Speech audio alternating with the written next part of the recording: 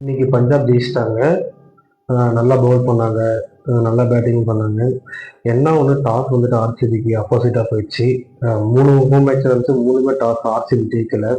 ஒருவேளை ஜெயிச்சா அந்த மேட்ச் ஜெயிக்க வாய்ப்பு இருக்கு. அது மட்டும் இல்லாம ஆர்சிபியோட பேட்டிங் கொஞ்சம் ரொம்ப ஓவரா டார்கெட் பண்ண போறாங்க பவுலர்ஸ்ன்ற மாதிரி தான் இருக்குது. கோலி மட்டும் கடைசி பால் வரைக்கும் ஆடணும். கோலி சுத்தி தான் மற்றவங்க எல்லாரும் ஆடணும். பட் கோலியும் அதே ஒரு அப்ரோச் எடுக்கிறாரு.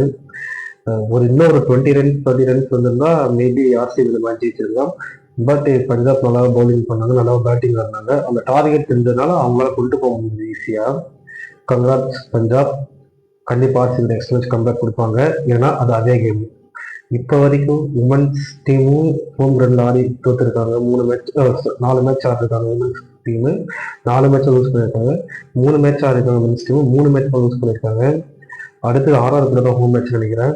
அந்த மேட்ச் ஜெயிப்பாங்கன்னு தெரியல. பட் நெக்ஸ்ட் மேட்ச் ஆர்சிபிக்கு வந்துட்டு அதே கேம் பஞ்சாப் கூட தான்.